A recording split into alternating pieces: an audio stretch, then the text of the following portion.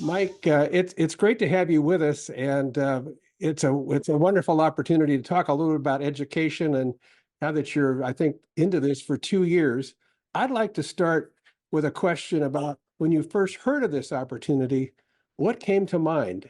Why Washington College? Wow, what a great question. Well, I'll tell you what, I went to college myself at Georgetown University.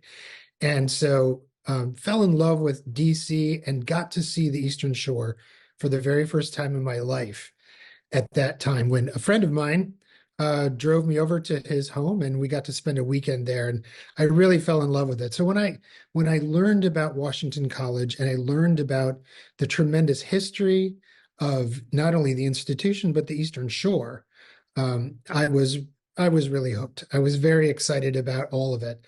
Um, what an honor, what a privilege to be part of an institution that was founded with the support of George Washington, the father of our country, a 10th oldest institution of higher learning in the country, the first founded after the birth of the new republic. This is a great historical legacy to be a part of. And I feel like playing my own small part of it as the son of an immigrant from Canada and his family from Poland. It just feels like part of a tremendous American legacy.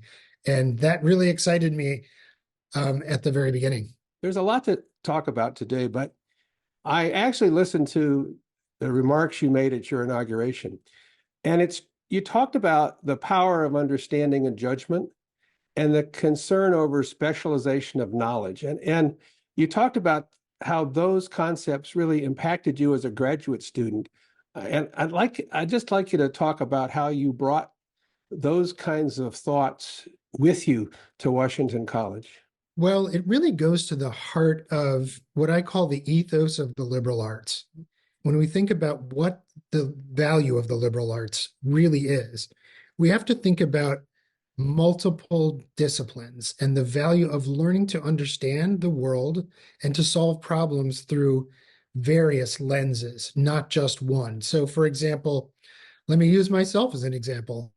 In graduate school, I took a very deep dive in the 18th century body of German literature and loved it very much and became an expert in that area.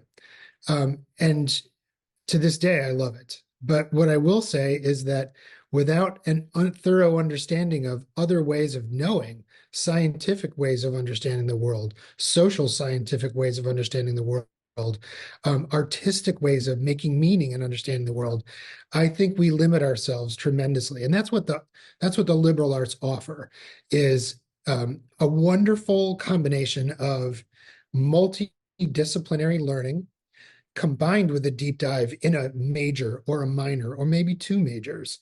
And that's really what I've come to believe is the best form of education. It's really interesting because you won't find that in other parts of the world. The German university system is very narrowly focused. The English model of higher education also very narrowly focused.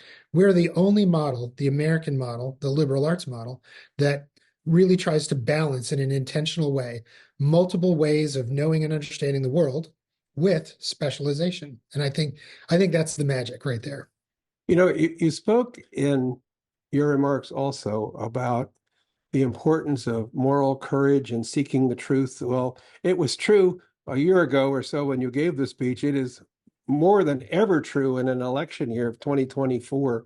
So talk about what that means to you and how that influences the way you guide Washington College. Well, without veering too far off into politics, which is always a tempting thing to do, but let me speak as a student of history, and I think a lot about various periods in world history where we have seen notions of truth and knowledge really heavily contested. So I think as a German specialist, I think about the Weimar Republic as a time in which you saw a young democracy in Germany attempting to find its legs and become established in an environment of very high inflation, of the immediate aftermath of the first major world war that we had seen in the modern era, and a media environment in which you saw tremendous infighting between media outlets where truth was frankly contested on a daily basis. So claims and counterclaims about truth, rumors, uh, all sorts of information flooding the media space. And uh, we survived that. It was a very, very difficult aftermath when you think about the collapse of democracy in Germany, and which led directly to the Second World War.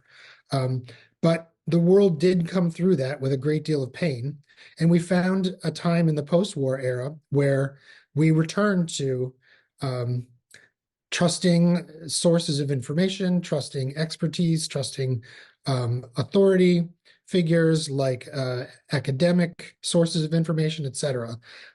And I I don't know that we're exactly in that same difficult moment that the Weimar Republic was, but I do feel as though we are once again in a period where um, expertise is being devalued, and that is a challenge for higher education because we teach our students to seek truth and knowledge through evidence and fact-based inquiry. And we continue to hold that value. We think that, and I'm speaking now for Washington College, but also many in higher education, we feel like key to maintaining our democracy through a difficult period in which truth is being actively contested in the media, that holding that important space for fact-based, evidence-based argument and inquiry is a very important duty to our democracy and to building citizen leaders for the future. I've read that people talk about your kind of quiet confidence and that you've been successful in taking on issues like a deficit, like lower enrollment, without a lot of drama and disruption. First of all, I guess, what did you find with regard to some of the greater challenges? And then talk about this approach that you've used that seems to have brought students and faculty and the community together. Well, let me say this. I saw in Washington College a tremendous opportunity here. All the fundamentals so strong. And when I think about the fundamentals, when I talk about that, what I mean is the core experience of teaching and learning on our campus. We have some of the finest faculty you will find in any college in the country. Really dedicated scholars, really dedicated teachers, people who serve the institution and their communities. Frankly, I've rarely seen a finer institution with that kind of core strength. And so, knowing that we had, as an institution, gone through a period of flagging enrollment and difficult budgetary times, I knew that it was incredibly important to bring in, as part of my team, experts who had done this work before and knew exactly how to repair the broken places at the institution. And so I was able to hire a terrific chief financial officer who had helped a number of institutions repair their budgets and return to fiscal vitality. And that is exactly where we are today. In the last fiscal year, the college has posted positive numbers for the first time in 5 years. So we have really done tremendous work there. And I got to tip my cap to Ed Patrick, our Vice President for Finance and Administration, for that incredible work. Also, enrollment was an area that was quite a challenge for us for a number of years. So bringing in a proven veteran leader like Johnny Johnson in enrollment has been really a game changer for us. We've brought in an almost entirely new team to support him. And also, Johnny's got new tools at his disposal. So those include some very sophisticated analytics that help us understand who our applicants are, what their needs are, and how financial aid can best benefit them and help them to say yes to the opportunity at Washington College. If there's any quiet confidence, it comes from knowing that I have an amazing team, people who've really done this work before. And we have so much to work with, so much quality in the institution and in the region that it's not surprising that we're turning it around in some fairly short order. I gather that you work very hard to meet the the financial requirements for just spending a year at college, both housing and cost of education. How do you go about that today? And what does a student what can they sort of look forward to as they think about applying or going to Washington College? That you're exactly right. One of the things that we do is we do our very best to meet families' needs. We know that a terrific top 100 liberal arts education is a very important investment in the life of a student and in a family. We know that a college education, particularly for first generation students, can not only change the trajectory of their lives, but that of their entire families. So we know how important it is to be able to support them and meet their financial needs to the best of our ability. I'm extraordinarily excited that we received recently the largest gift to our endowment in the history of the institution. That's more than 240 years. George Washington he founded this institution with a gift of 50 guineas. And just last month, we received a gift of $55 million from the Hodson Trust. And the thing I love about this gift is that it is all dedicated to scholarships for students. Every last dime will go to making Washington College as affordable as it possibly can be for prospective students. Because of their gift, we're now able to promise every student who meets the entrance requirements that they will receive at minimum a $30,000 financial aid package. That's the minimum. After they apply and participate in some interviews on campus and complete their applications, they may well qualify for more merit aid than that. But at the bare minimum, those who are qualified will receive $30,000 in financial aid over 4 years. So we're over the moon with that news that we're able to do that, making the impactful education and the student experience here, which, by the way, is a pretty great one outside the classroom as well as inside, making that available to as many students as possible. Where do the students come from? Because I know it's not just from Maryland, it's been all over the country. Am I correct? That's right. So the majority of our students actually do not come from Maryland, but from the surrounding 5 or 6 state region. But we're actively seeking to raise the college's national and international profile. So just this past summer, our Vice President for Enrollment, Johnny Johnson, took a recruiting trip to Africa and had a profound experience there. Met many wonderful students and who are very interested in the kind of an experience that an American liberal arts college can provide. We are expanding our recruitment territory with recruitment counselors living in different regions of the country. So, for example, Georgia and the Carolinas have been a place where we are focusing our energy. Texas, Arizona, Colorado, that corridor. We now have an embedded admission counselor working with high schools and prospective students in those areas. Also, California is another place where we are actively seeking to raise our profile.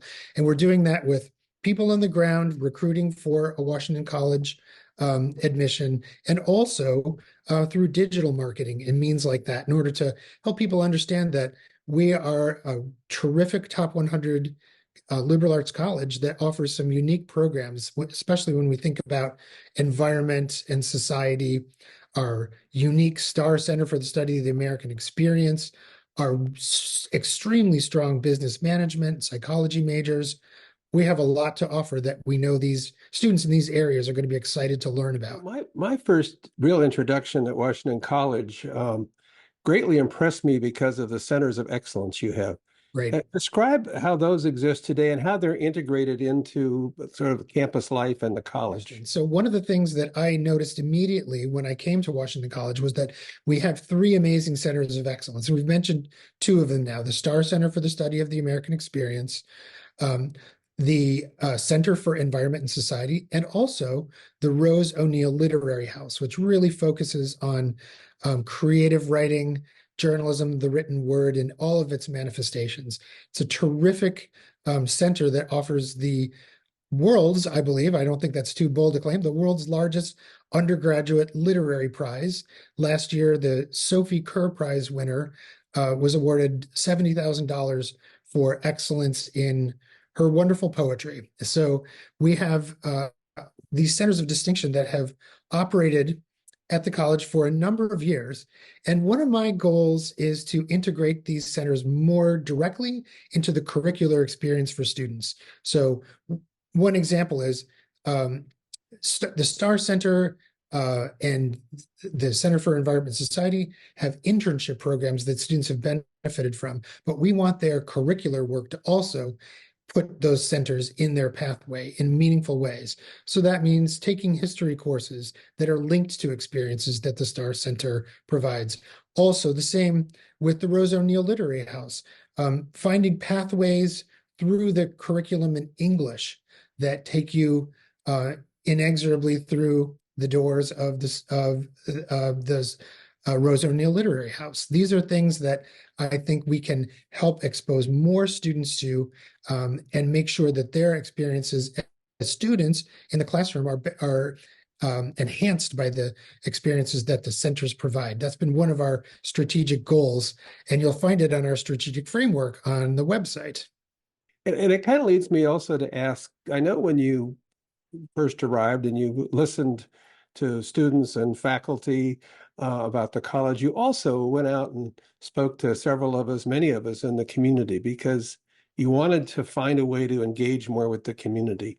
How is that goal being achieved today in terms of community involvement? Some of it's really straightforward, simple blocking and tackling, and some of it's a little bit more strategic in terms of the way in which we've shaped the strategic plan for the college. But as to the blocking and tackling, we're part of the community. The college is a huge part of Chestertown and Kent County. And so it's only natural that, for example, Mayor David Foster and I would meet regularly in order to talk about the ways in which the college can support town initiatives and vice versa. And so we've been doing that since I arrived. Members of my staff and I attend town council meetings every time they meet, because we want to be supportive of the positive ways in which Chestertown will grow and the decisions that need to be made in order to help both the institution of the college, but also the town to flourish. We know those things are intimately linked with each other. But when it comes to strategy, last year we spent the entire academic year working on a strategic 5-year plan for the college. And it was only natural that I would invite a member of the town council to join the planning group, again, in recognition of the reality and the important priority of ensuring that the way in which the college develops and grows be supportive of what the town's needs are. And so we've tried to knit these things together seamlessly through just good old relational work. I go back to the remarks you made a year or so ago, and you talked about how liberal arts education is really right for the time. We've kind of reached near the end of our time, but I wondered if maybe you'd sum up a little bit of what we've talked about and add anything we haven't talked about. And under the heading of, what do you say to a student and his or her family who are thinking about coming to Washington College? How do you lay out for them the benefits of having Washington College on their short list of schools they're looking at? Well, there's so many ways in which what we do at Washington College meets the vital needs of the world today. And one of those ways is by providing that broad-based liberal arts education. You think about the way in which knowledge is constructed these days, not to mention the challenge that artificial intelligence brings to bear on everything that we learn and do. But there's such a fast-moving information environment today that no training in any single discipline will be adequate to meet the challenges that technology brings to our doorstep these days. A liberal arts training, liberal meaning free and open and available to all sorts of disciplinary types of thinking. That's the type of mind that we need to prepare to meet the fast-moving challenges of the 21st century. There's no question about it. But also, it's more than that. We know, for example, that Washington College's commitment to an understanding of history, its commitment to the environment, and the way in which society interacts with that environment. Those things are unique aspects of a Washington College education that we bring to bear to the education of students these days, that, as we know, through climate change and the other environmental challenges that are facing the world today, nothing's more vital than attacking that problem head on. Knowing that the liberal arts approach to shaping young minds, teaching them to solve problems through multiple disciplinary lenses, will prepare them ideally to take on these seemingly intractable challenges that the 21st century offers us these days. Thinking about the way in which we tackle climate change, that won't only be done by an engineer or a scientist. That will require an artist's mind and the heart of a poet to address as well. And we know this. Students know this intuitively, and that's why they come to us, because they know that we prepare our graduates to be citizen leaders in a very challenging world that faces us these days. Words of wisdom for sure as we enter 2024. President Mike Sosulski, thank you so much for being with us at the SPI, and thank you for the really valuable work you're doing at Washington College. Greg, thank you so much for taking the time. It's been a really delight to talk to you.